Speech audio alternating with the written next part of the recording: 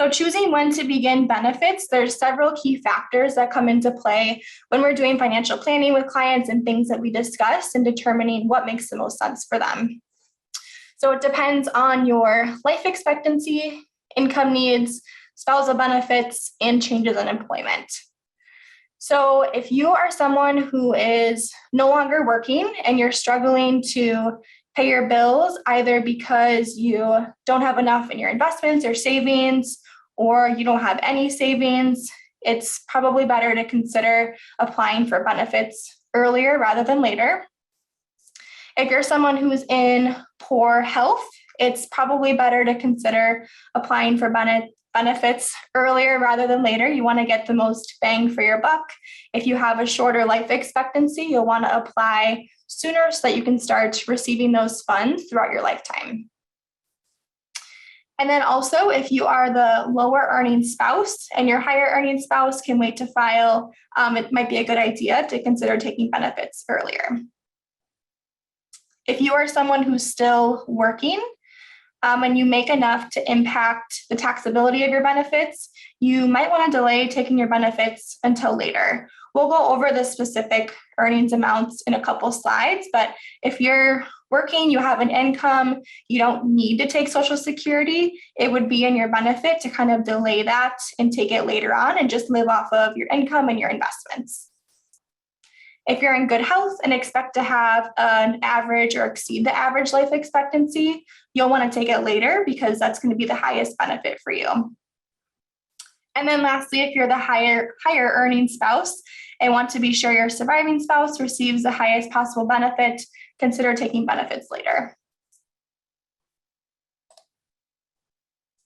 So this chart shows full retirement ages for all of these birth years. So like we talked about before, 65 is not the retirement age for everyone.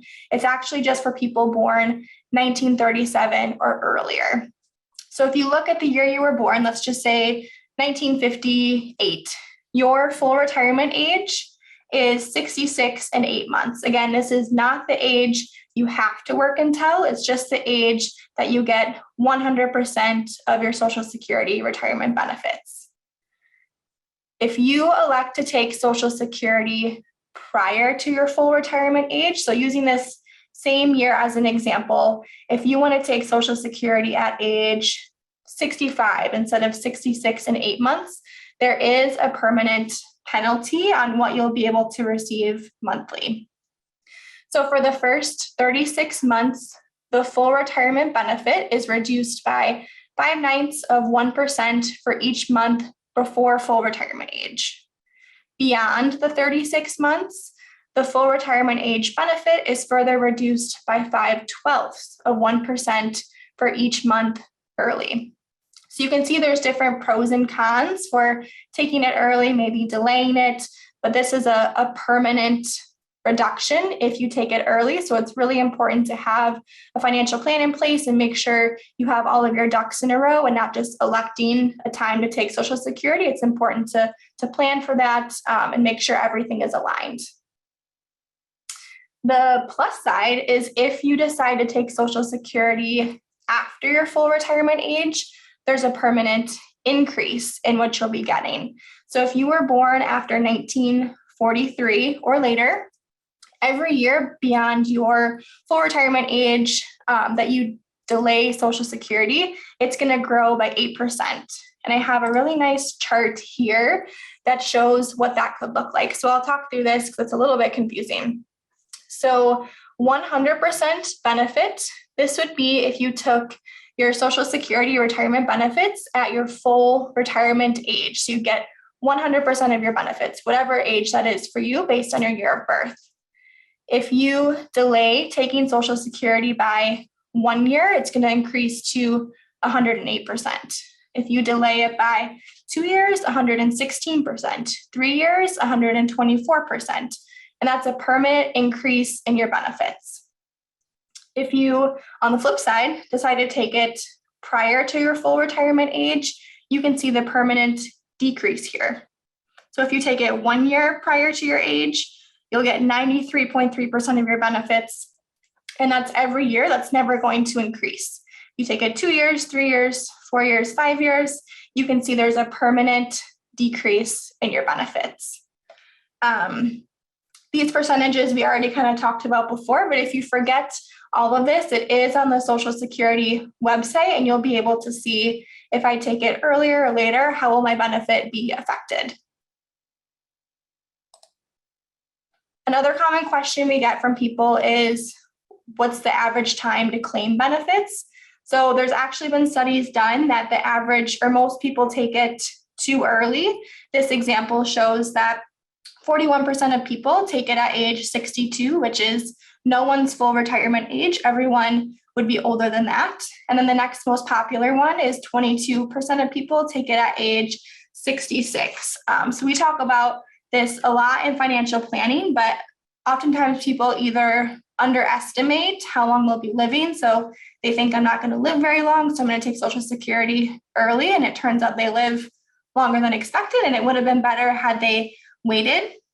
They maybe don't realize that there's a permanent decrease in the benefit. They may just want to take Social Security right away, but there are different pros and cons to consider.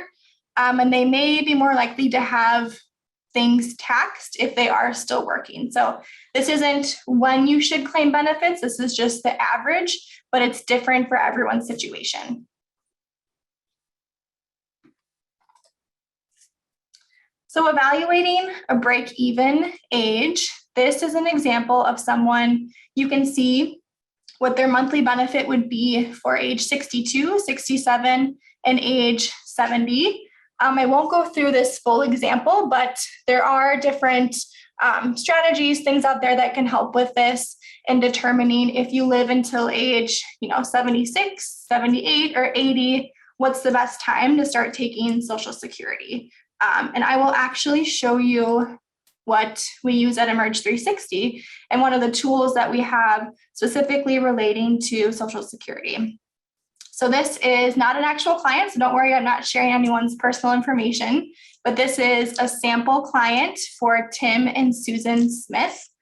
When we go through a financial plan with someone, we have this tool available, and it's specific to that person's situation. So it takes their actual Social Security benefit, what it would be at age 62, 66, 67, 70, so forth, all of those different ages, and we can see what makes the most sense for them and what makes their plan the most successful. So we can see if they take Social Security as soon as possible, what would their lifetime benefit be?